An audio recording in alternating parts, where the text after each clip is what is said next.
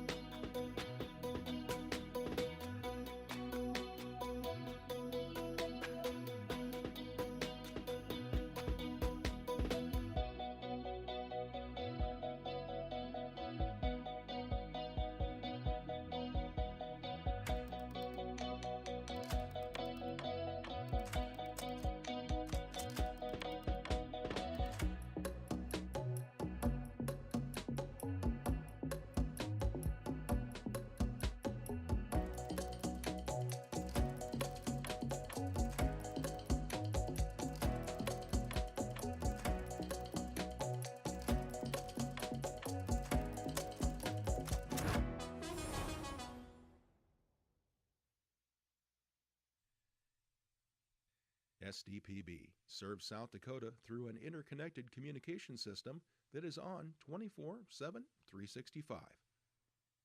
The first place for Amber Alerts, public safety announcements, and EAS messages. SDPB keeps public servants and citizens informed. Good, useful, and full of wonder. SDPB.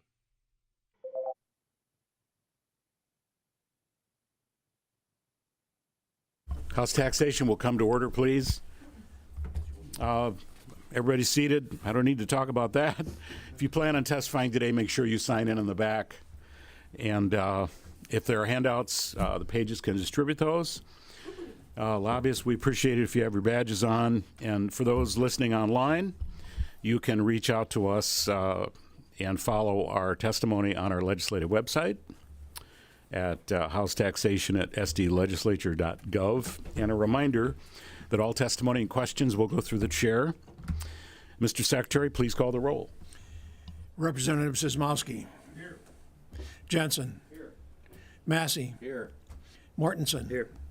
Poirier, excused. Randolph, excused. Reimer. Here. Rowe. Here. Wahlberg, excused. Weems. Here. Weisgram. Here. Hughes. Here. And Allward is excused. And we have a quorum. Thank you, Mr. Chair. Do we have a motion to approve the minutes from the last meeting? Second. All right. Moved by Representative Jensen, seconded by Representative Samowski? Or was it? Okay. All right. Thank you. Those in favor of approving the minutes will please say aye. Aye. Opposed? The minutes are approved. All right. This is where we get to pick on our pages. So would you please come forward and introduce yourself, tell us where you're from, and mention your future plans, please. My name is Derek Thompson. I'm from Hill City, and I plan to go to a four-year university for pre-law studying political science.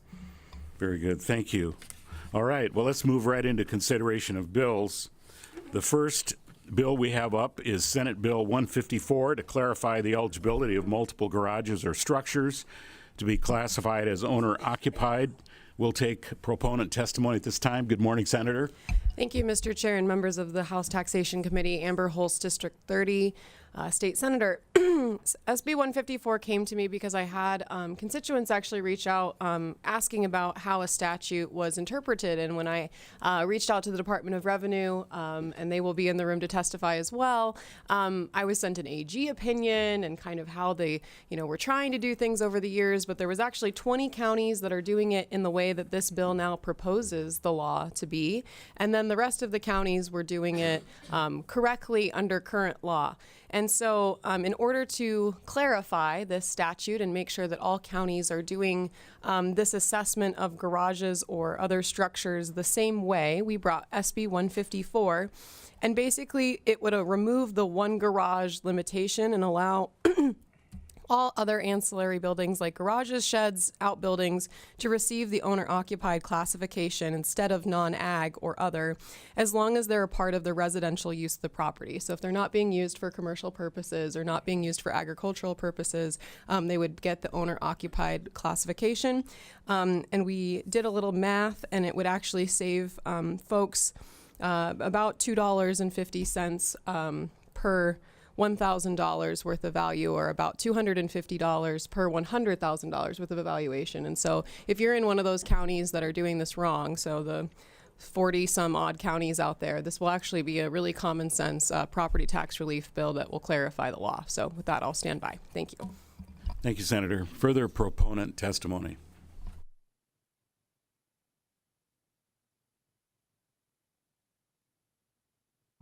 Good morning, Mr. Chair, members of the committee. Wendy Semler, Department of Revenue, Property Tax Division Director. I get the distinct honor of being in support of a bill in front of you. So, as the sponsor mentioned, right now, the way the statute is interpreted is that the land that the home sits on and a garage, whether attached or detached, can get the owner-occupied classification. This bill would be creating a narrow but very meaningful clarification in that, allowing any residentially used outbuildings to also get that owner-occupied classification. And as the good senator mentioned, counties are not applying this law consistently. There's been a lot of discussion with this over the last couple of years. There's about 1/3 of the directors of equalization that are already classifying all residential outbuildings as owner-occupied. And this has created some disparities between counties, including situations where neighboring homeowners are being taxed differently simply because they live on the opposite side of the county line.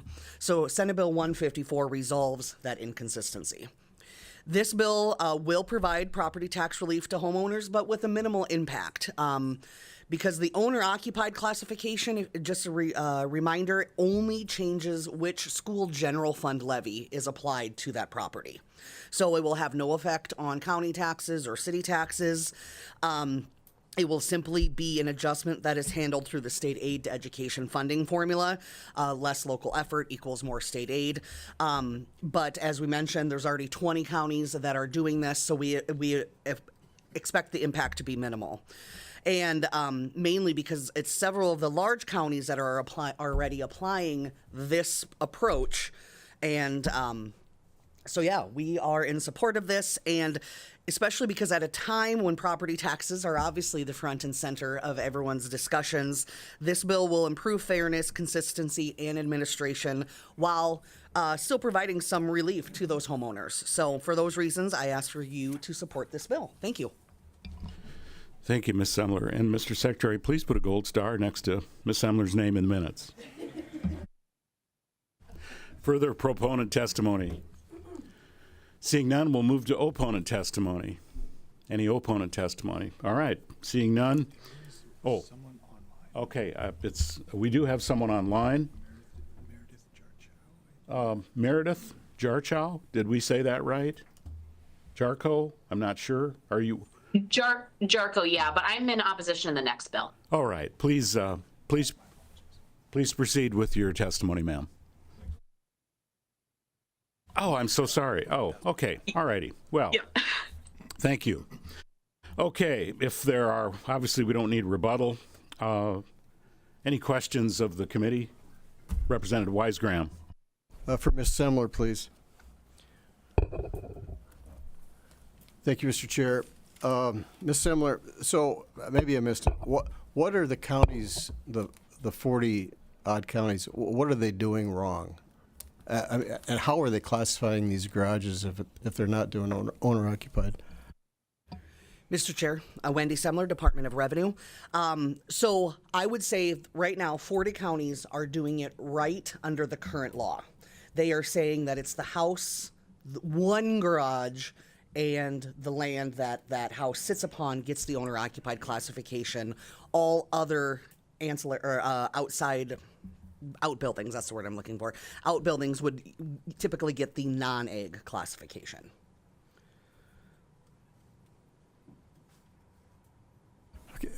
Follow up. Ms. Semler, this may not be related, but just humor me here. I've done business with people that have repair shops in their garage. One gentleman was an appliance repair person. What's the, under that scenario, what's the correct way a garage would be classified? Would that owner that's performing those services, would they need to come forward, or is that just something the Director of Equalization would catch?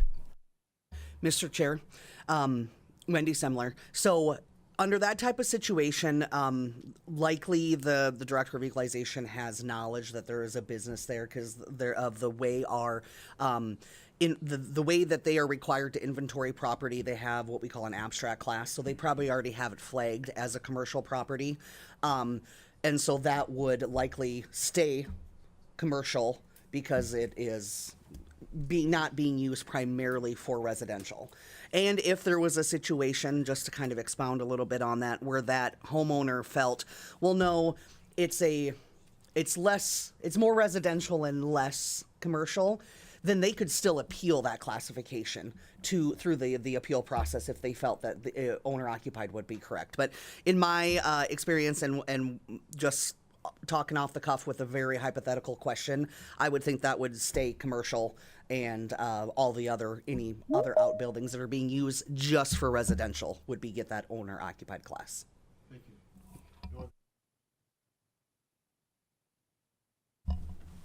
No? Oh, yes, Representative.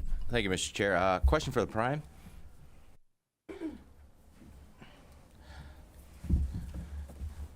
A real quick question about, does it matter how far away the building is from the house? I mean, if you had 100 acres of land and you had a garage on the other end, I mean, if you considered it your garage, I mean, would that still qualify as owner occupied if it was just a garage?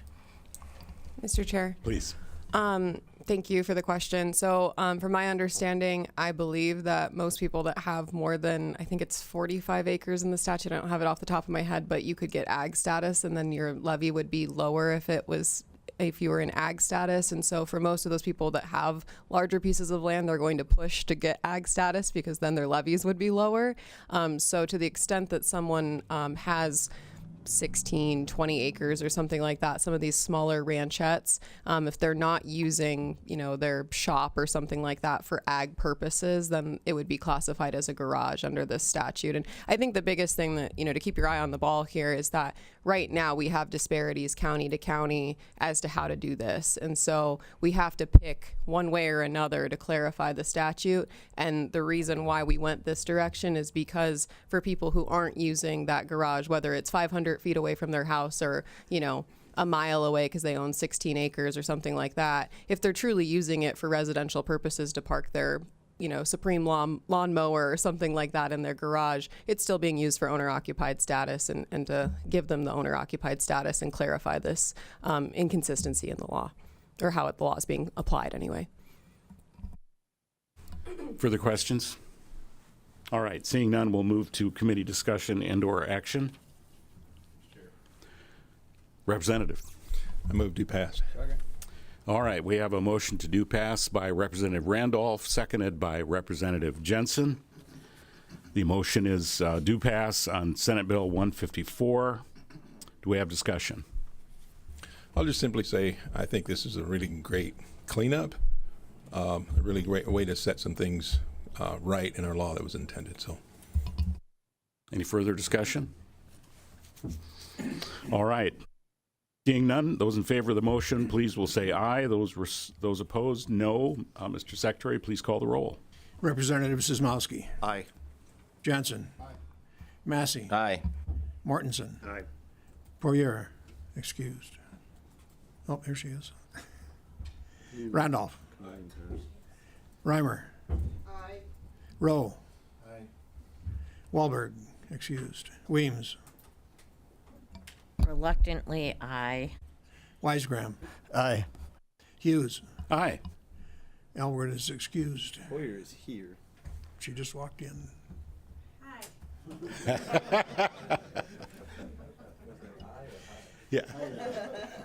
11 yea, 0 nay, 2 excused.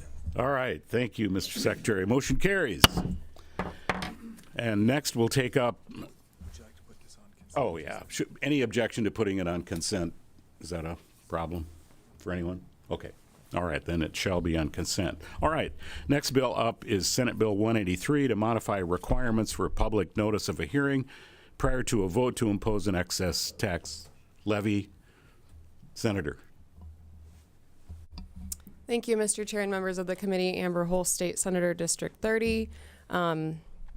This bill is colloquially referred to as the Truth in Taxation Bill, so that folks know when their property tax bill is going to go up because of an opt-out, that they're informed before that opt-out is ever voted on. And so the purpose of the bill is to create some more transparency in the process so that when any taxing district that you live within is going to vote above their normal revenues and opt out, that you're notified of that opt out, what it's for, how much that opt out will increase your taxes per $100,000 worth of evaluation, the time of the meeting that they're going to vote on it, so that you can show up as a member of the public, learn what that opt out is for, and participate in the public process.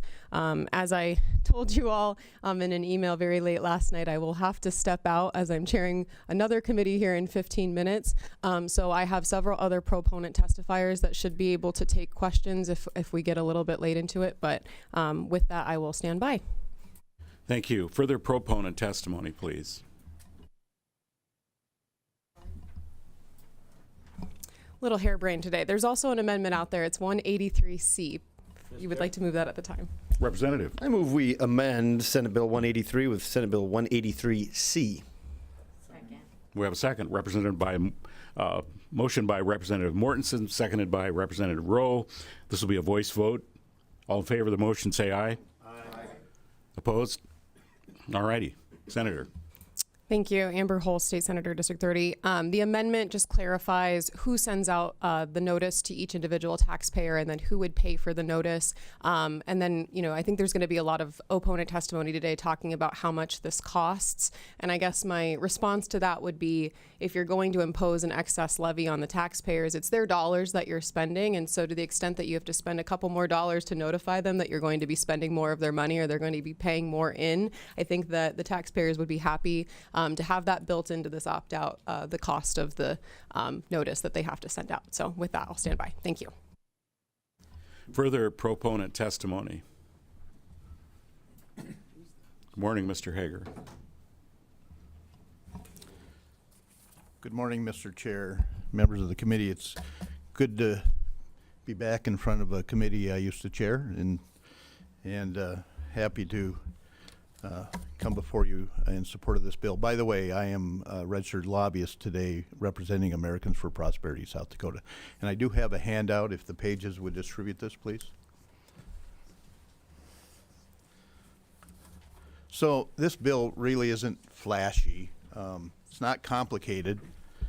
It's really about something pretty basic, giving people a fair heads up, before their property taxes go up.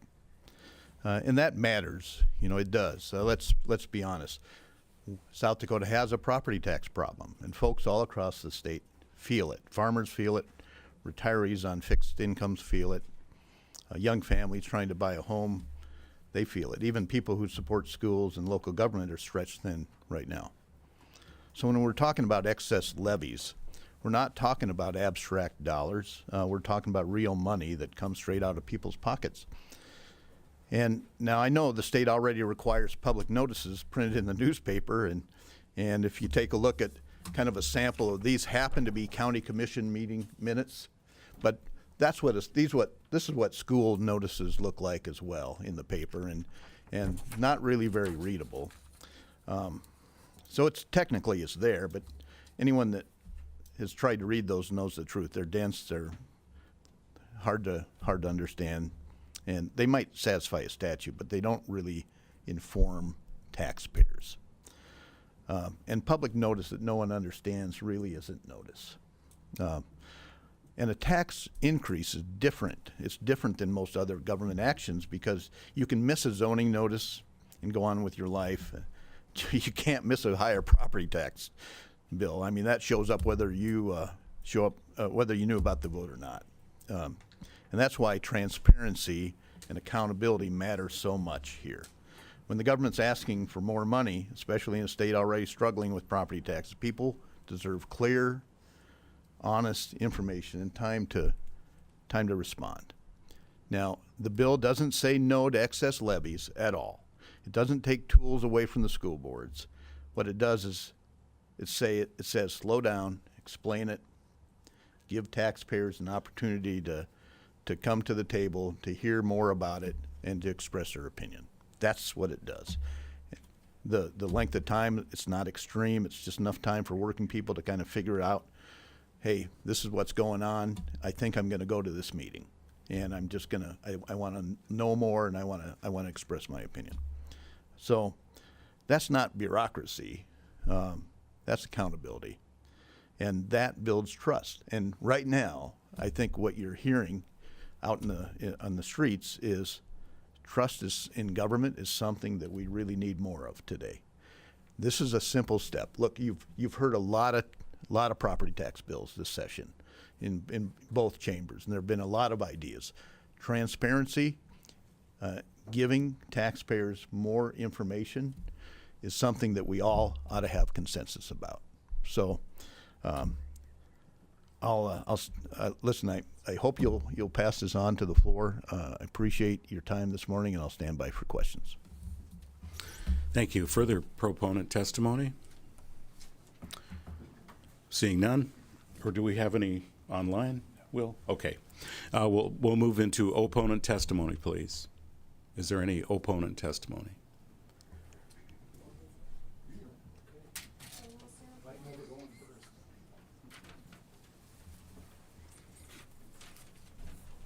Morning, Mr. Chair, members of the committee. My name is Sam Nelson. I'm a registered lobbyist for both the Sioux Falls School District and the South Dakota Municipal League, and I rise in opposition to this bill today.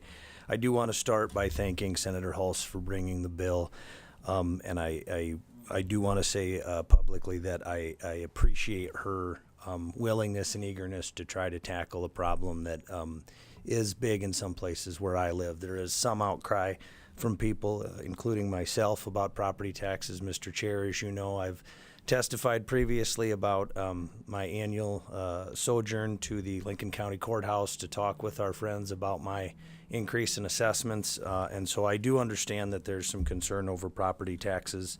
And how do we wrap our hands around that? Is this one way to do that? And then public notice and accountability. I certainly appreciate those concerns and respect them. However, I would suggest that the bill is not necessary, and the balance between public notice and cost to provide that notice, I think, is off in this bill.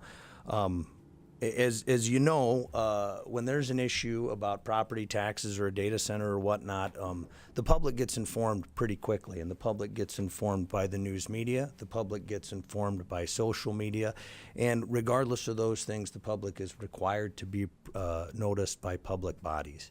This legislature a few years ago passed a bill that required, and it's been several years now, but passed a bill that required, in addition to the traditional posting of public notice, that a city has to put notices and their agendas on the website so that it's more accessible to the public. The Municipal League a few years ago was involved in trying to get a statewide public notice repository bill passed so that the public from all over the place could be noticed when things are being done, including opt-outs. And so what this bill does now, the Sioux Falls School District had estimated that if we were to send written notice to everyone that was a property owner in that district, that would be $21,000. $21,000 to provide folks notice that we are going to consider an opt-out. And I would encourage, I'll keep my comments brief, but I would encourage the members of this committee, if they want to know how Sioux Falls handles their opt-outs, go listen to the testimony of Dr. Jamie Nold in House Education yesterday. He explained the process by which they involve the business community to actually vet things before they opt out. That's a public process, and they discuss it at their meetings. So I do appreciate the desire to make increases, excess levies noticed, but I think we do an adequate job in the law currently, and the excess cost to the district would be prohibitive. It's not a good use of our money, and so for those reasons, we would urge you to oppose the bill on that front. And from the league, the Municipal League is generally opposed to any unfunded mandate that would increase its costs, and so paying this money to the county to send notice out through the auditor's office is something we don't support. Thank you. Thank you. Further, Mr. Chair? Oh, yes, sir. I have a bill up in another committee as well, so if I jet, have Sam Matson text me and I'll be back. All right. Well, you can talk to him about that.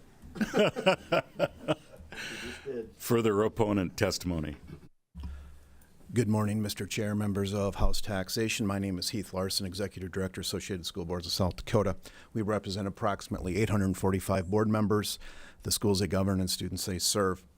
I too rise in opposition of Senate Bill 183 today as it is written, and also want to thank the good senator for bringing the bill for the discussion. We've had a lot of discussion over opt-outs and different elections, signature requirements, those types of things this year, and do want to thank Senator Halls for visiting about this. A couple things, schools are already transparent in their postings and all their legal requirements for what they're doing when it comes to an opt-out discussion and if they go to make that decision. So from a mechanics of this bill perspective, items 5 through 8, certainly in section 1, that notice, we can certainly live with that information. We do and primarily are concerned from a standpoint of an unfunded mandate to our school districts with the cost that the schools will have to reimburse the county for the printing and mailing costs associated or incurred by the county pursuant to the section. So we have concerns about the unfunded mandate scenario. In addition to that, the mailing part of this, is it a postcard? Is it what kind of mail are we talking specifically to this situation, to each of the property owners within the district? I'm assuming there's different ways to go about this, and I do think that would be a question or a concern that we would have. In addition to that, email just wouldn't be an option from a mechanics of this bill perspective. Not every property tax owner has an email, and appreciate the senator from a standpoint of that would be less costly from a cost perspective in dollars, but nonetheless would certainly be not very reasonable or attainable from an email perspective. I will say, too, school boards are not just simply on a whim looking at these opt-outs. They have board meetings. It was referenced from Mr. Nelson about the Sioux Falls School District and their process between board meetings, committees, board meetings, hearings, et cetera. There's a significant amount of discussion that will take place prior to the opt-out decision. And just like we can't make people vote, we can't make people go to the ballot box, we can't make people engaged. It's impossible, right? If they're choosing not to be engaged, they're not engaged. We are all about transparency. We believe the process we have works. We're very concerned about the increased cost to our districts in a scenario where we are already transparent. For those reasons, we do oppose the bill today in Senate Bill 183. Thank you. All righty, further opponent testimony. Mr. Chair, members of the committee, Sam Madsen. I'm a registered lobbyist with the South Dakota Association of County Officials. We too rise in opposition to House Bill 183. And I would echo Mr. Larson and Mr. Nelson's points about the costs associated with this bill. So the revenue sources for counties to provide services is through property taxes. And so this bill would create additional services and additional costs for the counties. For example, mailing these notices out to each resident in Pennington County would cost just under $32,000. And so it would just create another factor of, like, in the amended bill, there's a point of the counties get reimbursed for their mailing, but they're not reimbursed for the time associated in it and the labor and work associated with getting all these notices set up to be mailed. Another one question I would have too is, how does this work with the school district reimbursing when there's one school district in multiple counties? So I'm not sure how that would work. And I would again just echo the point that it's an unfunded mandate, and I think that what we have going right now in some counties is working, and we would ask for your red vote on this. Thank you. Further opponent testimony? All right. Online, do we have opponent testimony online, Will? Yes, we do. All righty. Good morning. Would you please introduce yourself? Good morning, Mr. Chair and members of the committee. My name is Meredith Jarko. I'm representing myself, but I am employed as the Assistant Commission Administrative Officer for Minnehaha County. So I am here today in opposition of the bill. I will echo what was said before me. But two of the main points that I just wanted to touch on, the last property tax mailing for Minnehaha County was just shy of $50,000. So using that kind of as a baseline, because it would be a similar mailing, if this bill were to pass and we would need to send out that mailer, it would be about $50,000 of a cost for Minnehaha County. When there is an opt-out vote, we do notice that on our agendas with the title, consider a motion to adopt an opt-out resolution. It has a memo stating why that opt-out is being considered, what costs are driving that. And typically we publish our agendas on Fridays, and then we have our meeting on Tuesday. So those agendas are posted physically at the county. They're also online.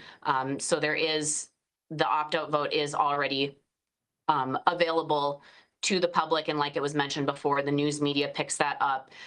Many opportunities for the public to be informed about that. And then in addition, I will just say, with this amendment, it was touched on by Mr. Madsen, but the cost of the County Director of Equalization preparing those notices and sending that out, that is not reimbursed by those taxing districts. And I also would just raise a concern that it states that the taxing district or school district would reimburse the county for printing and mailing costs.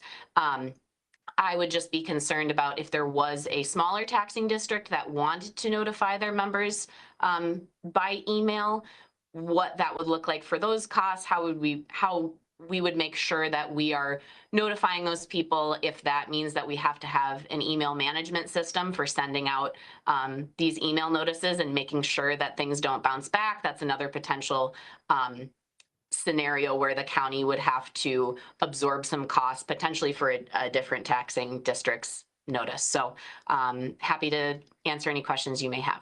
Thank you. Thank you. And we have further opponent testimony. Dan Klimisch, would you please introduce yourself? Thank you, Mr. Chair, members of the committee. Dan Klimisch, Yankton County Commissioner. I also serve as president of the South Dakota Association of County Commissioners here, representing myself.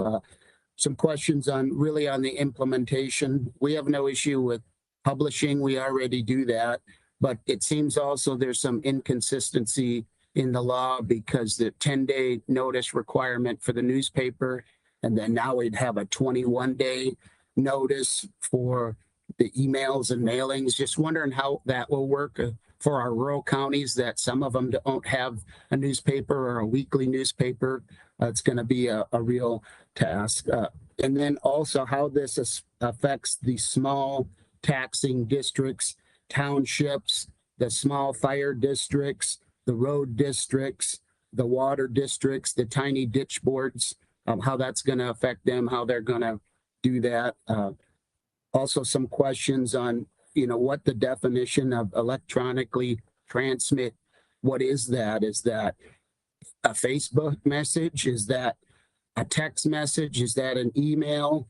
If the county puts it electronically on our website, does that satisfy the requirement?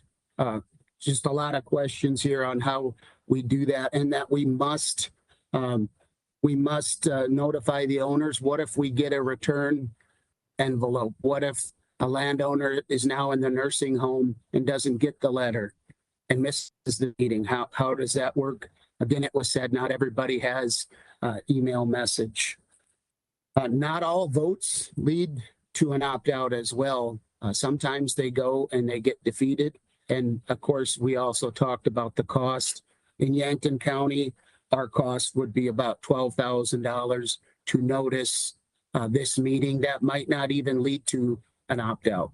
So the unfunded mandate is really an important aspect. And I'd ask you all to just read South Dakota Codified Law 615-1. Limit the effects of state mandates to provide new activities. No state law, rule, or regulation which mandates any county, municipality, or school district to engage in any activity to provide any new service, to increase any current level activity, or provide any service beyond the required existing law, does not have the force of law until the state provides sufficient new funding or a means of new funding to the county, municipality, school district to pay the cost of performing the mandated activity or service for the period of time during which the activity or service is required to perform. This is a new unfunded mandate that appears to be inconsistent with SDL 615-1. So just review that, put a fiscal note in, provide some funding for that, and it wouldn't be as big of an issue. But as it stands now, we rise in opposition. So thank you, and I'll stand by for questions. Thank you, sir. We have no further opponent testimony online.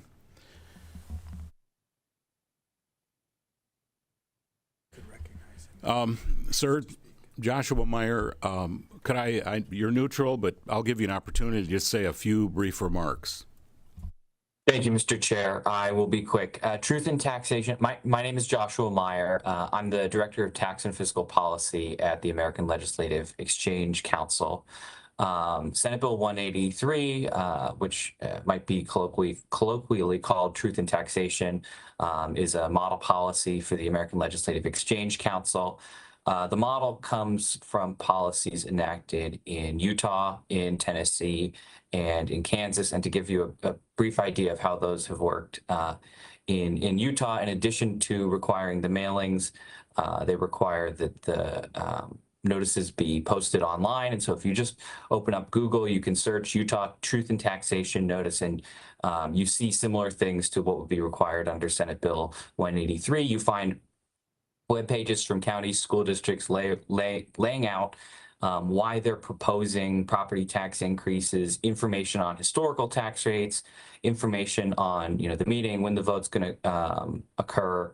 And this kind of transparency is really the purpose of why Utah, Kansas, and Tennessee and other states have implemented the policy. Over the long term, Truth in Taxation's kept Utah competitive. Since 2010, depending on the year, Utah's been the first or second fastest growing state in the country. And despite all that growth, property values have gone up. home values have increased, but property taxes have held steady. Utah is the 4th lowest effective property tax rate with that truth in taxation Okay. policy. And not to cut you off, but we need to confine the comments to the bill. And I Yes. should mention that the prime sponsor has another committee. So I want to thank you for your testimony. Thank you, Mr. Chair. You bet. Let's move to rebuttal testimony, Senator. Thank you. Thank you, Mr. Chair. I appreciate it because I know you actually have a committee member also waiting to hear his bill in front of me in the next committee. So Amber Holst, State Senator, District 30. Well, it's really interesting. This morning I thought we would get through these bills actually before 8:30 in the morning because in the Senate Taxation Committee there was no opposition to this bill from any of the people that got up and opposed the bill today. And I'm not going to sit here and speculate as to why, but I think it's because there's several other bills that would have been a little bit harsher on several of these entities than this one. And it was proposed in the Senate that this was the easiest or the softest way of notifying the public or dealing with the opt-out problem that we have in South Dakota. And now that many of those have died, now we're here trying to kill this one too. The reality is you don't have to opt out. If you want to opt out, you can. But this isn't an unfunded mandate. I'm not sitting here and requiring local entities to do something that they don't have to do right now. You don't have to opt out. And if you want to ask for more of taxpayers' money, they dang well better know about it. And for a few $1,000s to send out notice to the taxpayer when you're asking them for hundreds of thousands of dollars more, if not millions of dollars more, and to sit up here and ask, oh, well, is it a postcard or is it a letter? Well, we sure know how to send postcards out to people to pay their property taxes, don't we? Every single one of us sitting here gets one of those in the mail. How do you handle when that gets returned? You sure figure it out so that person pays their property taxes.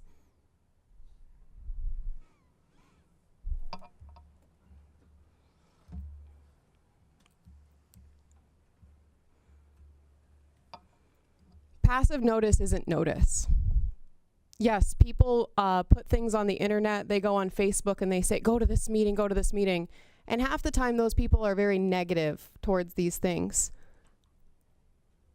The truth gets, barely gets its boots on before lies get halfway around the world, right? There's that saying.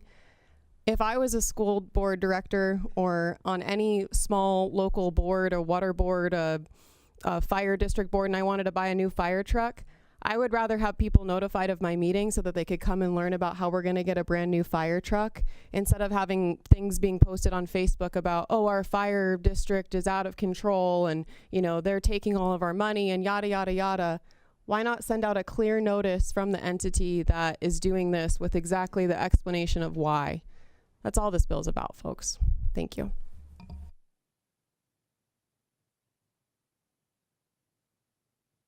Sorry, we'll move to committee questions.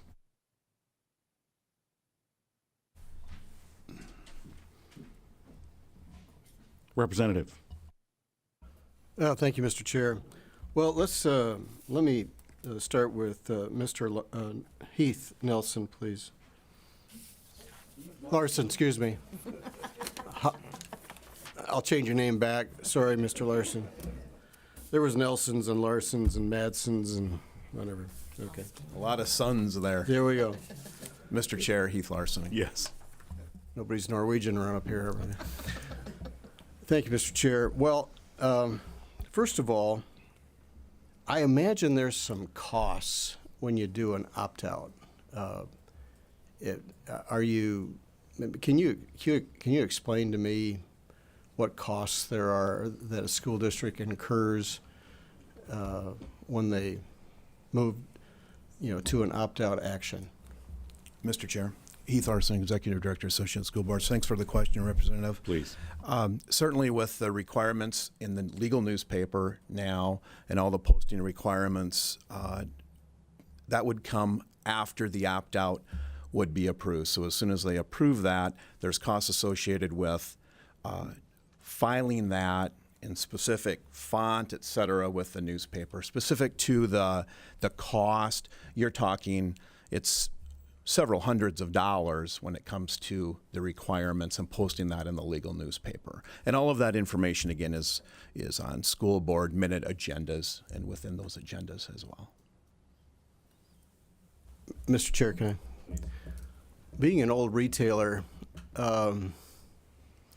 we tended to pass on costs to the consumer, whether it was a property tax increase or any, whether we increase salaries, whatever. So we seemingly tried to pass that along in pricing.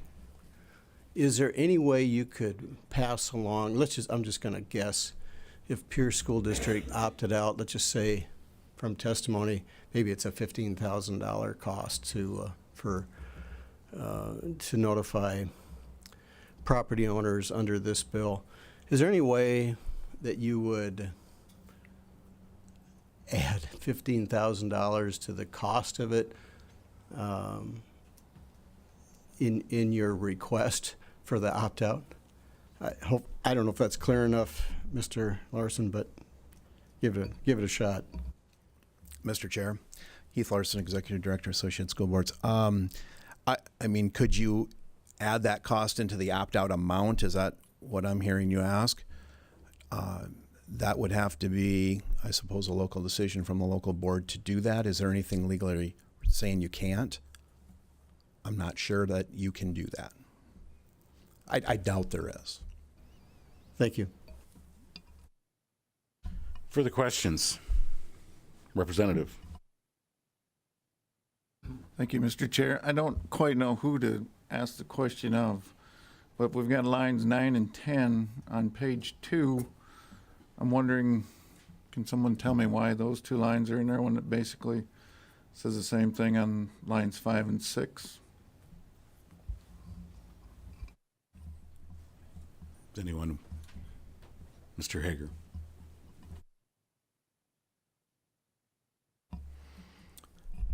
Mr. Chair, kind of feel like changing. Don Hager, again, registered lobbyist on behalf of Americans for Prosperity, South Dakota.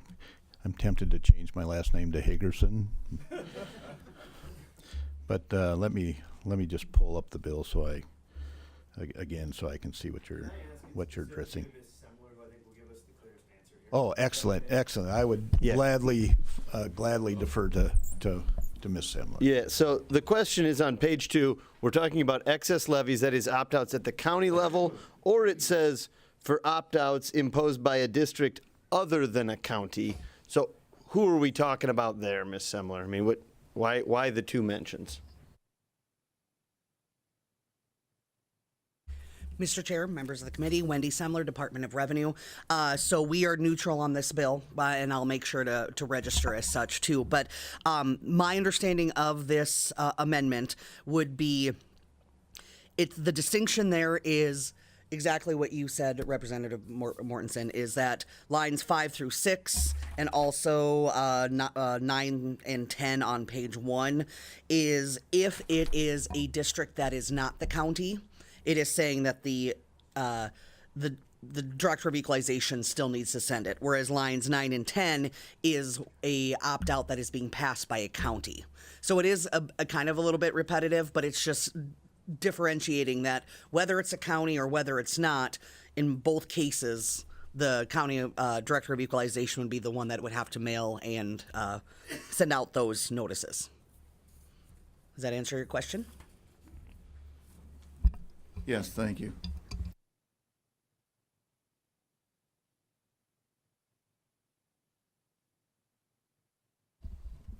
Yeah, thank you for the question. Just to clarify the differences between those two paragraphs for districts other than a county, that paragraph lines 9 through 8 includes the language the district has to reimburse the county, whereas if the county is imposing the excess tax levy, that language for reimbursement is gone because the county is not going to reimburse itself. So that's the only difference. Any follow-up? Representative. Thank you, Mr. Chair. Again, I'm not sure who to direct the question to, but I would like to expand on one of the comments. of electronic notice. We all know what mail is, but from the, I think, the people that are going to have to do it, the County Director of Equalizations, what would be, if this is enacted, what likely would be the mode to make sure it's effective? Because I think this is what it's all about, is trying to be more effective in our communications. And I'd also, that's a question, if I might, just a comment. I remember back before we had electronic communication, we seemed to be able to communicate then, and I'm almost wondering that we have too many forms of communication, that we don't watch them. So we as citizens have obligations too, to pay attention. I don't know how much babysitting we can do. So back to the question, how would we notify them? And how do we know that would be effective?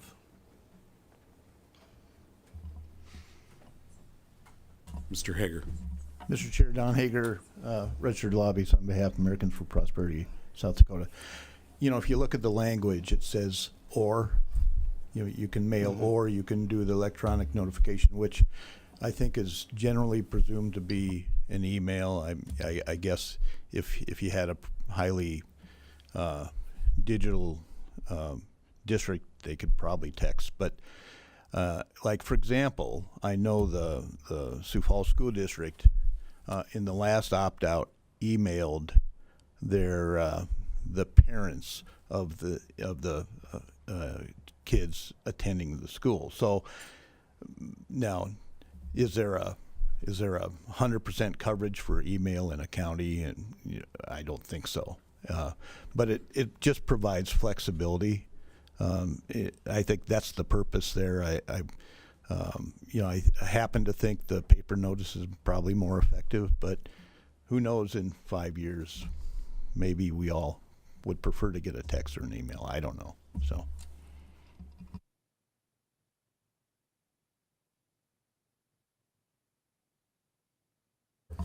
I just add to the discussion too that last month my wife mailed a letter and the recipient got it 20 days later.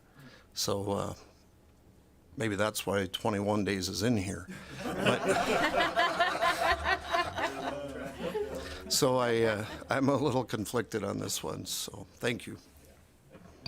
Yes, Representative. This is for Mr. Hager, son.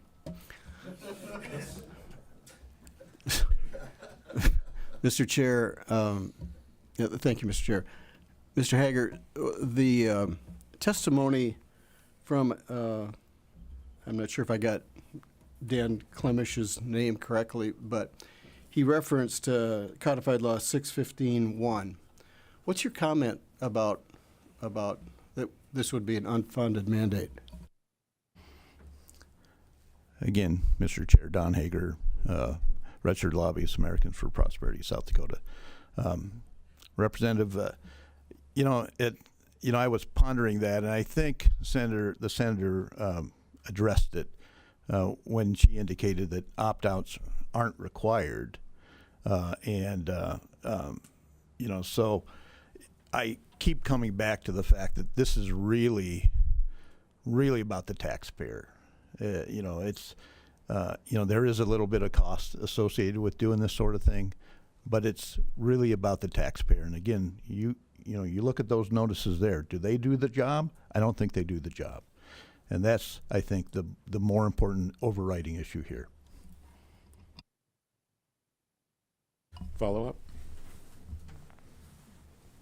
Further questions from the committee? All right, seeing none, we'll move on to committee discussion and or action. Representative. I move do pass as amended. All right, we have a do pass motion by Representative Mortensen, seconded by Representative Randolph. Discussion, please. Yeah, important topic, one that this committee actually reckoned with last year in large part. The bill was a little bit different, but the reason I am comfortable with this bill overall is that these entities don't opt out willy-nilly. They only do it when it's necessary, and it's actually pretty rare. I mean, I know we've seen them in Sioux Falls, and we've heard a lot about them, but we've got 130 213 school districts, 218 school districts. Anyway, we've got a lot of school districts. We've got a lot of counties, and there are relatively few opt-outs. They are relatively rare. And so what this stands for the proposition of, and on the unfunded mandate question, there is no mandate to opt out. They don't have to. They don't have to. And the question that Representative Weisgram asked, could you bake in the $15,000 of this cost into what that opt-out would be? Sure, you could, right? I mean, in that way, you would be able to provide your own funding. I mean, when we give you a funding mechanism, it's not an unfunded mandate, right? I mean, but on this one, I think of this as a practical perspective, and I am fortunate enough to live in a district where Stanley County doesn't have an opt-out on, Pierre doesn't have an opt-out on. I mean, I've never been in one of these, but I just think of, if we were going to do that, how much I would appreciate getting a letter in the mail saying, here's what we're moving to, here's what we're using it for. I think it might make people more likely to vote for it. You know, I mean, you think about it. They look at it, people support their schools, they like them. And so I support their counties too. I mean, when you think about paying for roads or paying for deputy sheriffs, I mean, these are things the public knows we need. And so that's why I don't have some crusade against opt-outs. I don't have some crusade against, these local entities that rely on the property tax for how they fund their services. But I think this one provides them a little bit more notice. I think as a practical matter, this will help the administration of government. And again, if this was something where we were putting an obligation on them that they'd have to eat every year $15,000 out of their budget, I would never do it. But I think that these are special instances that call for special and additional notice. And so I'm comfortable with this, and I'll be voting yes. Yes. So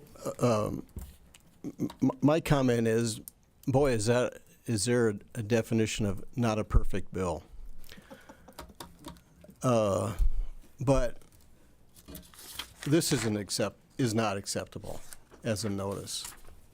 So as much as I don't like passing on these costs, and it's probably going to be a real journey to make notification happen via the mail, I tend to agree that the taxpayer should receive a notice. It's an ongoing expense for them as well.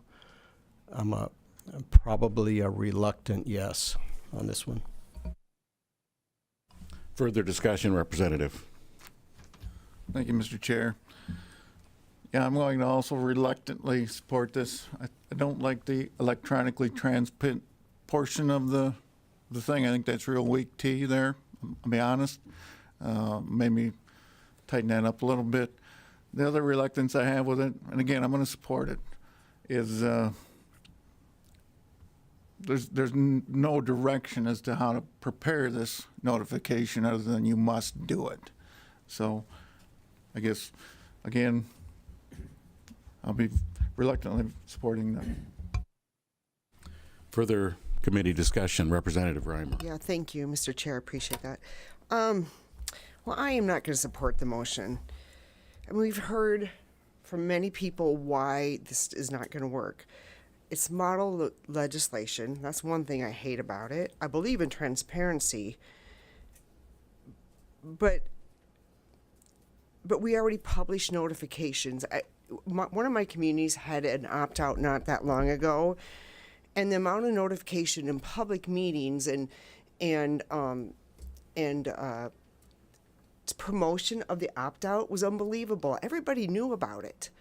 So I don't know why we need to put another postcard or letter into the mail. I mean, again, I go along with people need to take personal responsibility.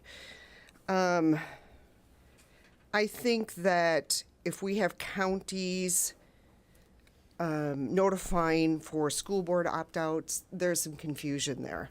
I think that's, I don't like that. I think this bill is somewhat messy. I think it's an unfunded mandate.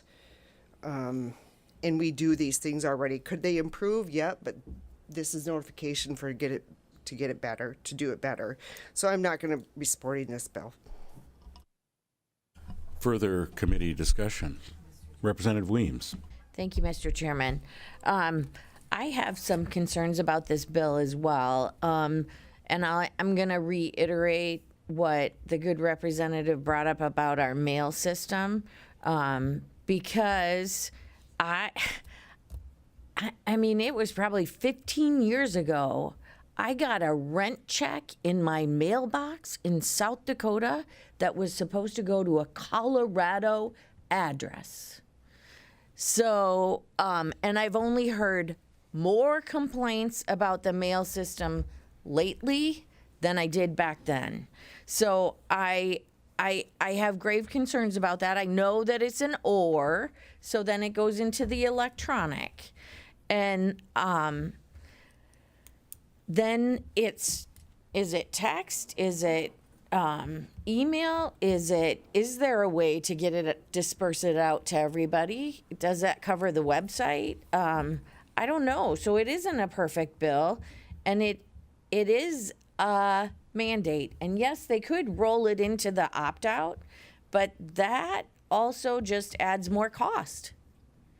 So I actually came into this meeting thinking I would be voting for the bill, and after the testimony, I am against it. I actually read some of these notices, and I think these are, most of this is all expenses, and a lot of people don't even read the expenses. They might read the salaries that are posted. They, so, you know, so this example doesn't show me what a publish of an opt-out would look like in the paper. So, so that's another concern. You know, having served in local government, you know, we made it really, really known what was happening, and really took care of all those public notices. I'm kind of concerned that some of this is the way that our news media broadcasting and papers have like gone by the wayside for a lot of part, that now there's sometimes silo messages where people aren't subscribing to everything. So I think that has been a downfall in public notices, because not everybody gets every newspaper that has the public notices. So where it used to be, you had one publication and everybody subscribed to it. So that adds a problem that nobody really talks about. So I'm not sure what the answer is, but unless you had school districts acquiring all of the phone numbers or some way to transmit it, I'm not sure this is the solution we're looking for. Mr. Chair? Yes, Representative. I'm the leadoff vote, so I just want to explain my no vote, because I live in Lincoln County and represent the group that has the highest taxes in the state. We're always in opt-out mode. We know that. And we moved there 18 years ago. I've seen at least 4 schools built. We know we have thousands of people moving in every year. And the amount of money spent to notify us all, I just think it's a waste. So that's why I'll be voting the way I will. Further committee discussion? Seeing none, we'll move to committee action. There is a pending motion to do pass Senate Bill 183. All those who are in favor of the motion will say aye. Those opposed, no. And the secretary will please call the roll. Representative Sismowski. No. Jensen. No. Massey. Aye. Mortensen. Aye. Poirier. No. Randolph. Aye. Reimer. No. Rowe. Aye. Wahlberg. Excused. Weems. No. Weisgram. Yes. Hughes. Yes. Aye. Allward is excused. 6 yea, 5 nay, 2 excused. All right, well, the motion having failed to receive a majority of the members elect, the motion do pass fails.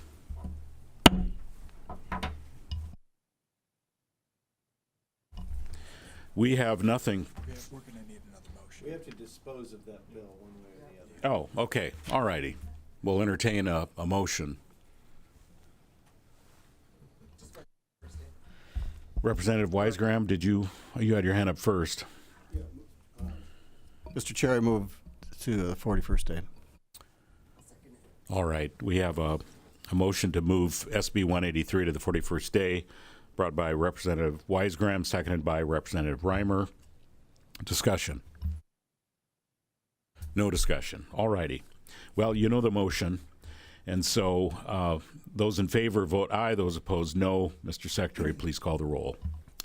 Representative Sismowski. Aye. Jensen. Aye. Massey. No. Mortensen. No. Poirier. Aye. Randolph. No. Reimer. Aye. Rowe. Aye. Wahlberg, excused. Weems. Aye. Weisgram. Aye. Hughes. No. All words excused. 7 yea, 4 nay, 2 excused. All righty, the motion passes, and SB 183 is deferred to the 41st day. All right, we have no further items on the agenda. So, all righty, we have motion to adjourn by Representative Rowe, seconded by Representative Sismowski. All in favor, please say aye. Aye. Opposed?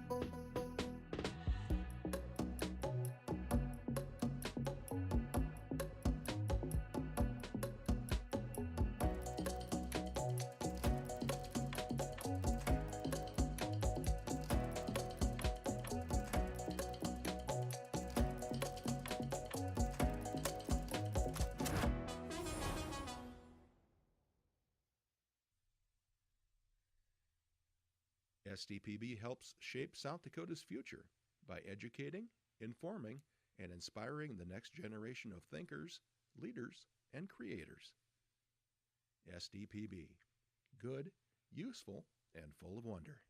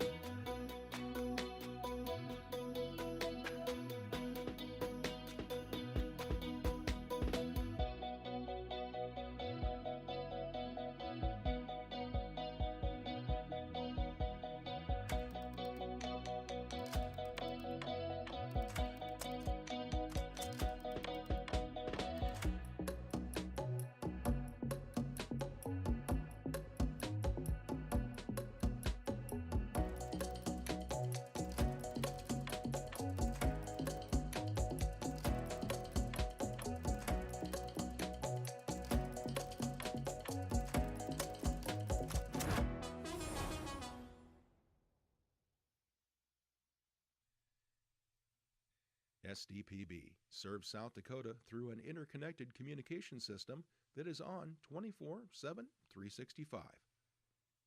The first place for Amber Alerts, public safety announcements, and EAS messages. SDPB keeps public servants and citizens informed. Good, useful, and full of wonder. SDPB.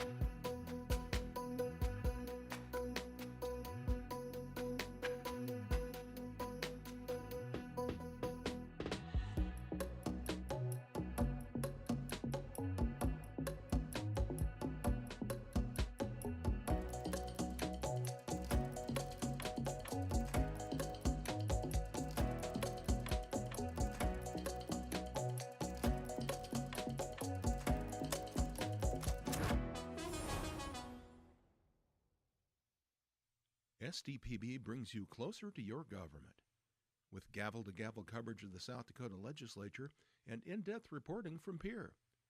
Good, useful, and full of wonder. SDPB.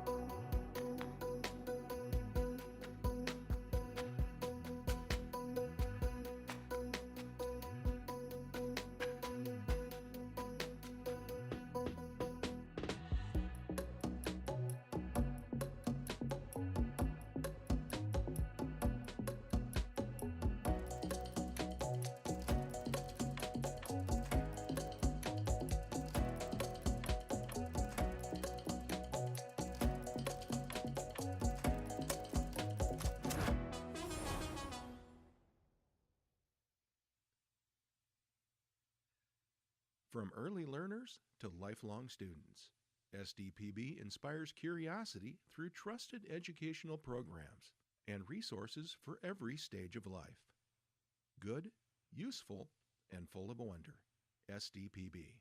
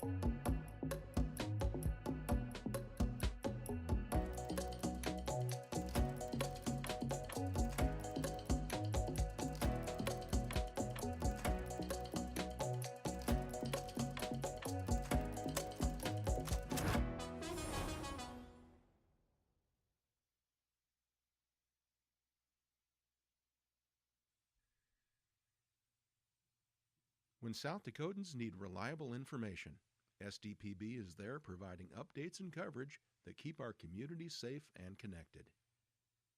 Good, useful, and full of wonder. SDPB.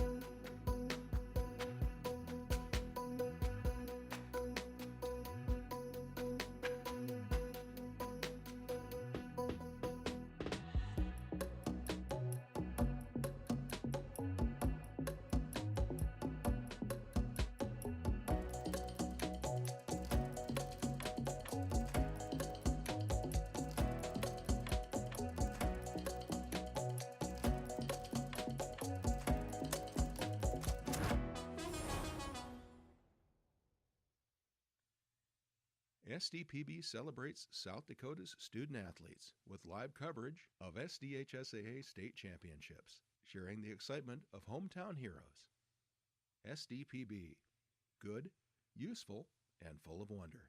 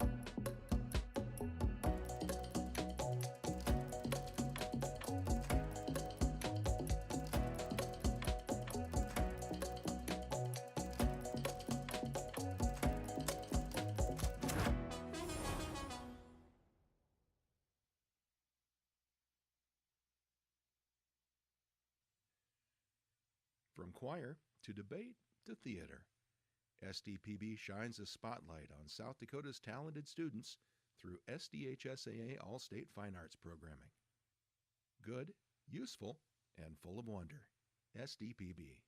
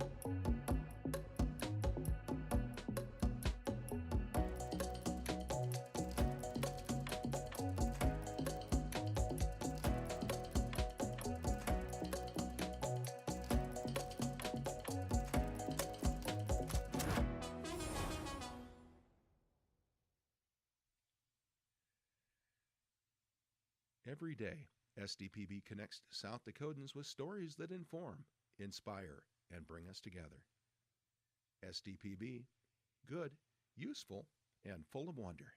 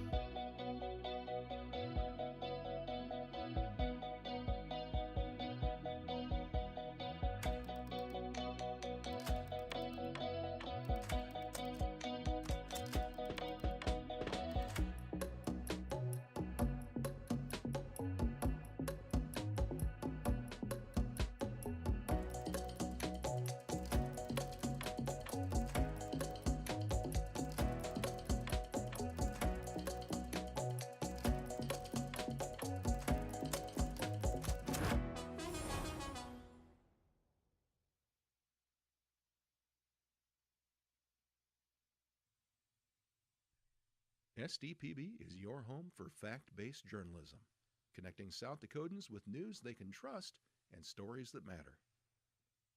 Good, useful, and full of wonder. SDPB.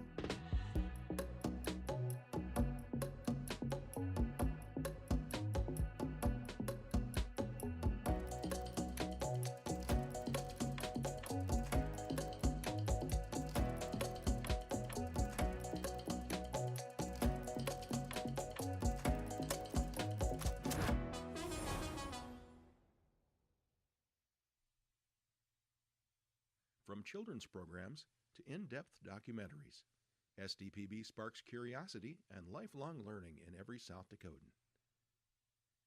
SDPB. Good, useful, and full of wonder.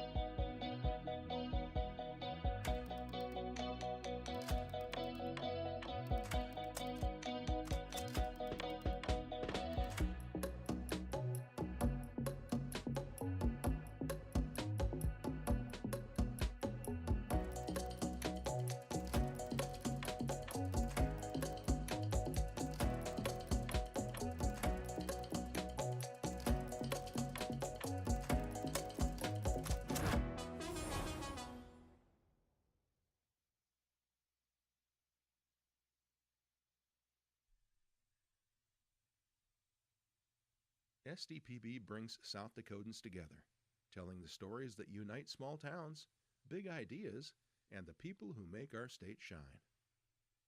Good, useful, and full of wonder. SDPB.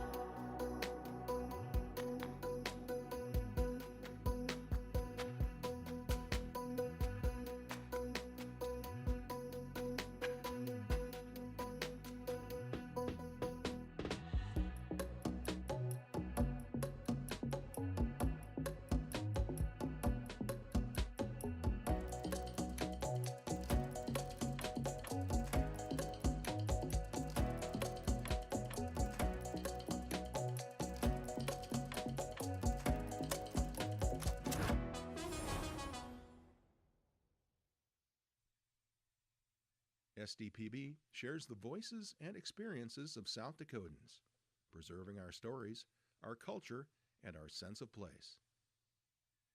SDPB, good, useful, and full of wonder.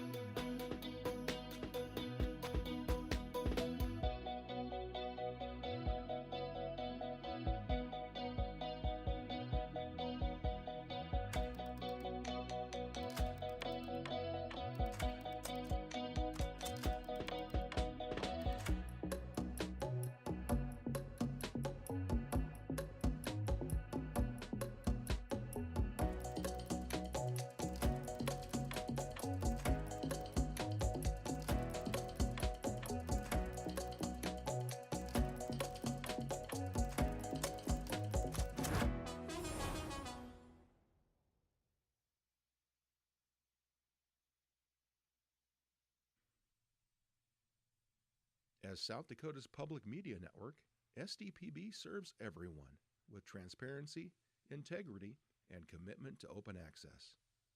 Good, useful, and full of wonder. SDPB.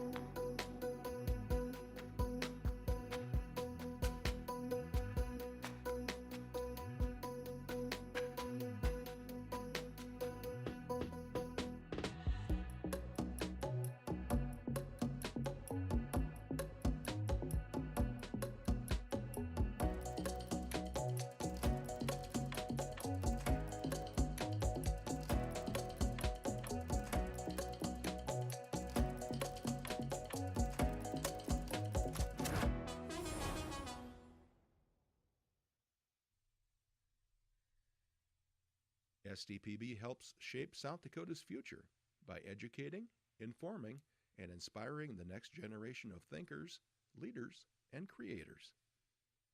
SDPB. Good, useful, and full of wonder.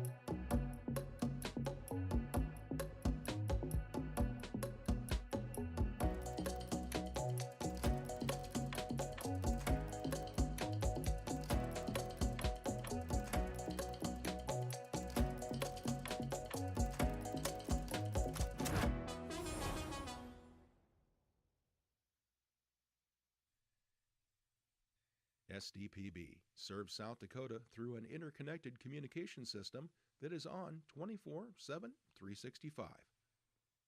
The first place for Amber Alerts, public safety announcements, and EAS messages. SDPB keeps public servants and citizens informed. Good, useful, and full of wonder. SDPB.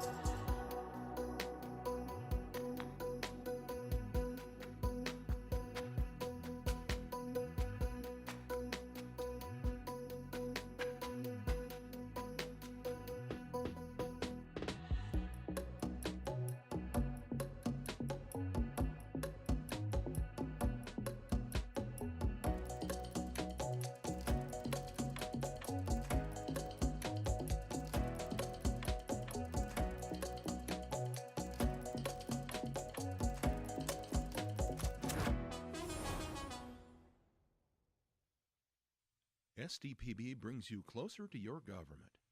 With gavel-to-gavel coverage of the South Dakota legislature and in-depth reporting from peer. Good, useful, and full of wonder. SDPB.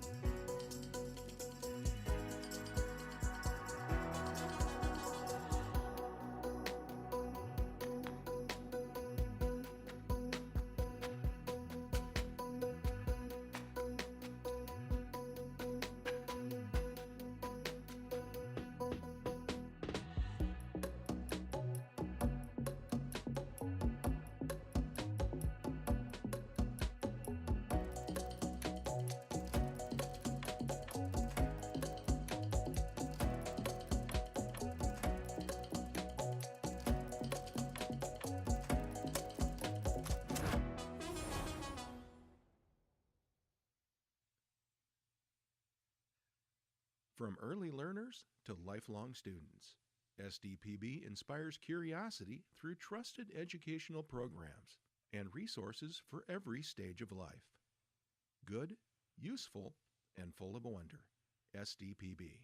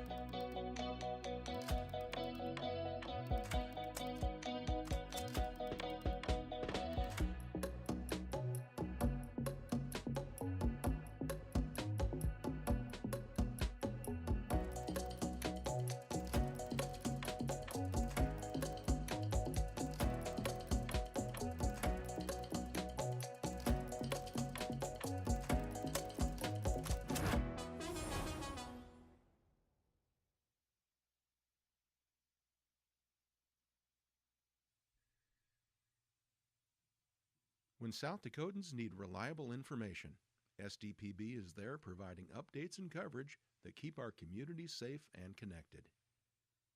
Good, useful, and full of wonder. SDPB.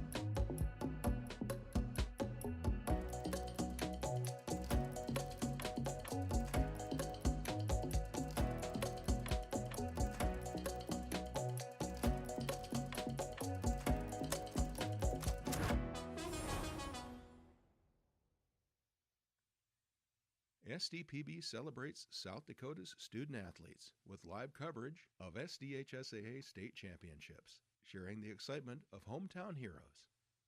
SDPB. Good, useful, and full of wonder.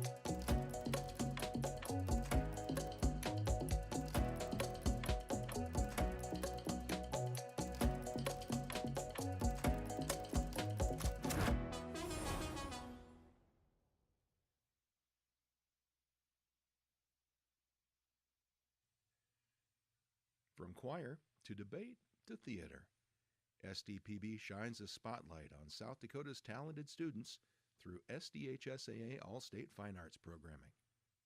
Good, useful, and full of wonder. SDPB.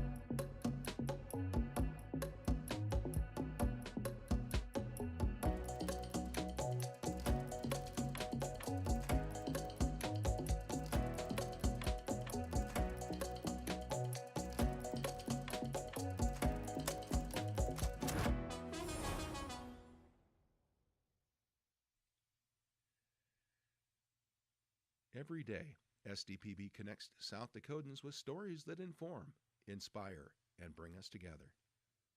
SDPB, good, useful, and full of wonder.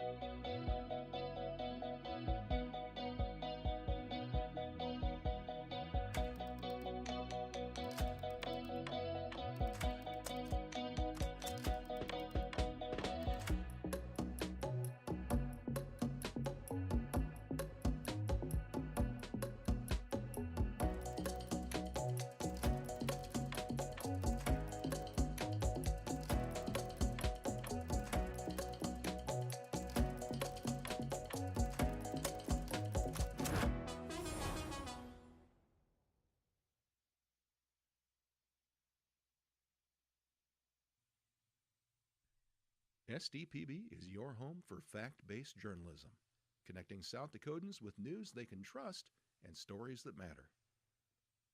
Good, useful, and full of wonder. SDPB.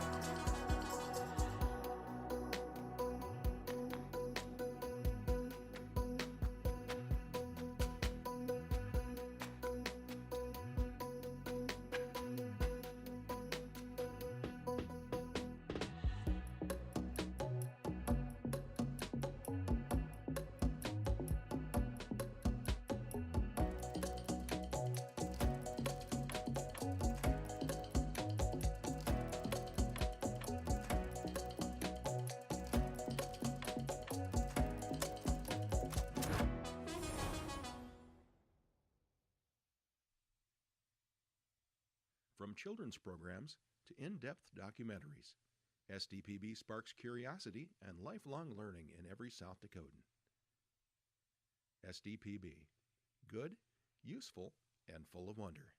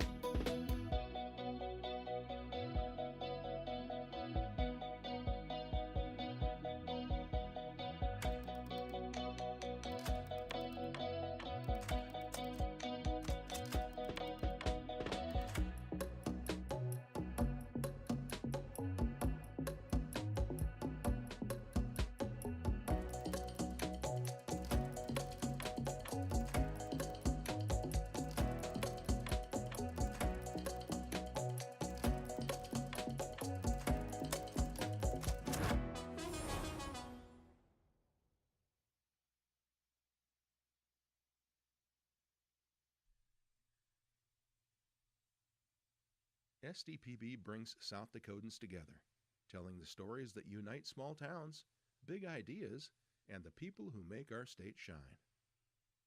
Good, useful, and full of wonder. SDPB.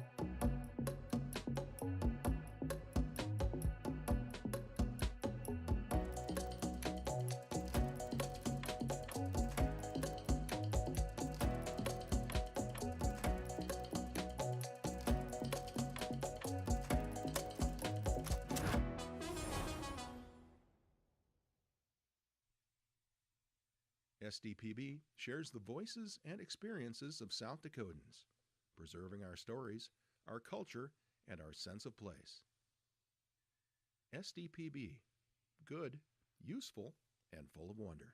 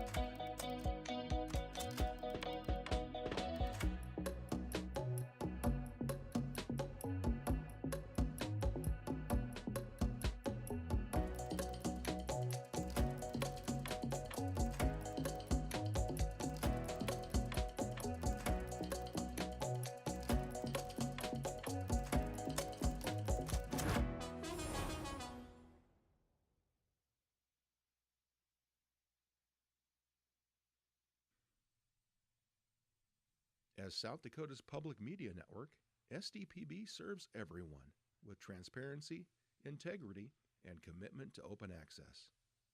Good, useful, and full of wonder. SDPB.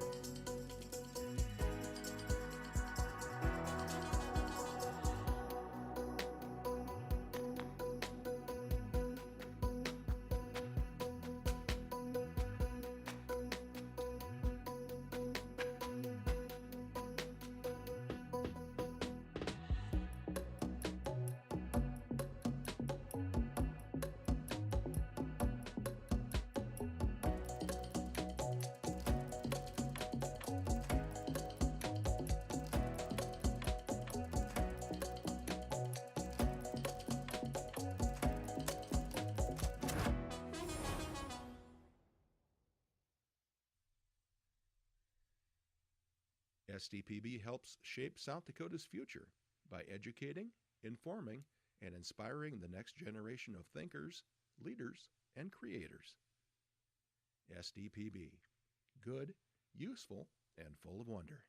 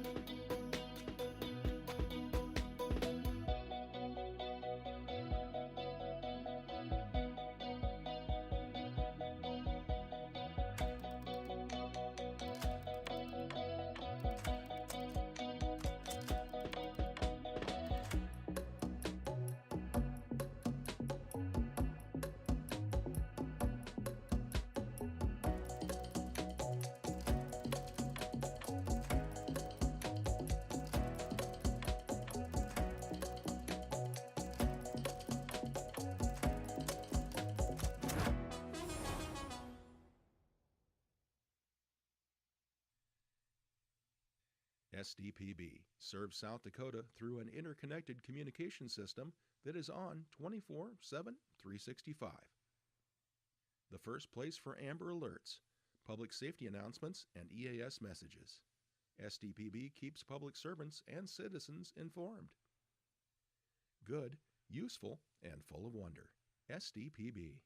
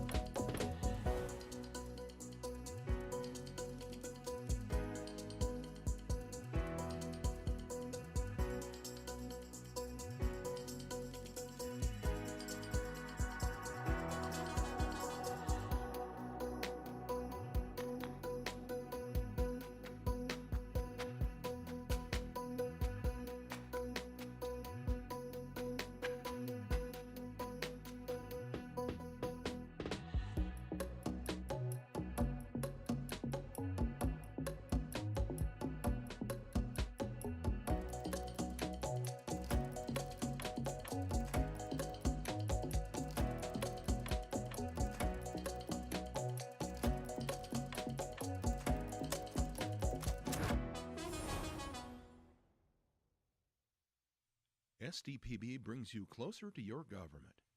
With gavel-to-gavel coverage of the South Dakota Legislature and in-depth reporting from Pierre.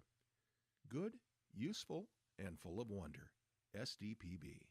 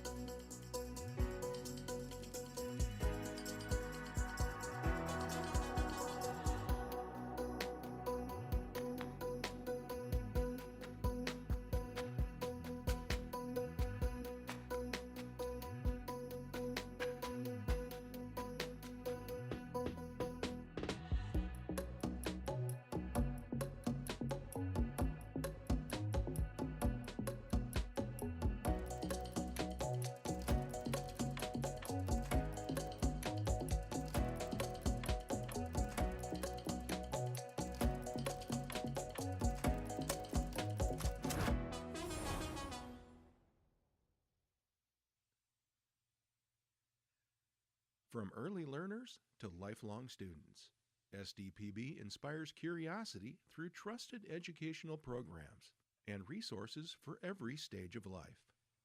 Good, useful, and full of wonder. SDPB.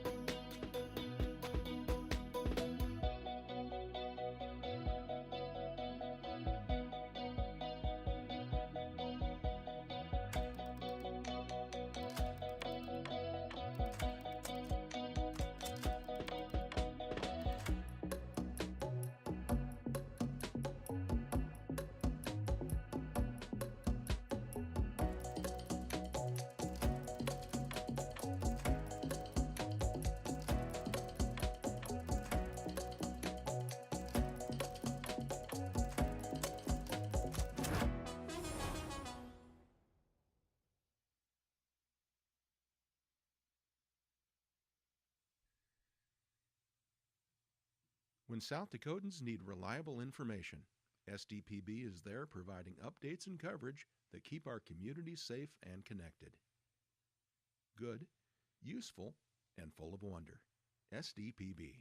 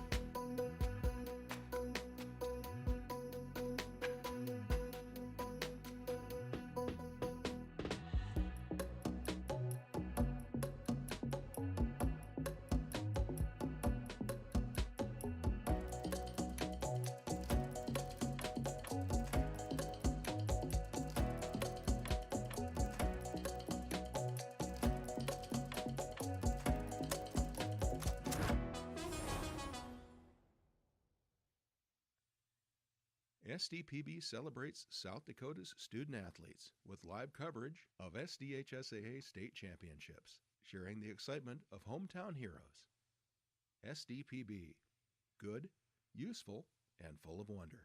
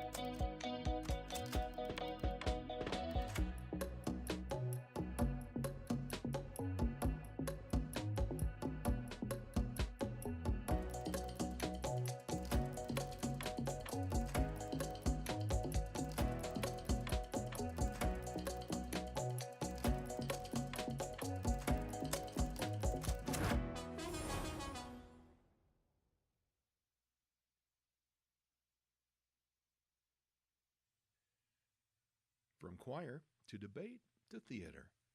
SDPB shines a spotlight on South Dakota's talented students through SDHSAA All-State Fine Arts programming. Good, useful, and full of wonder. SDPB.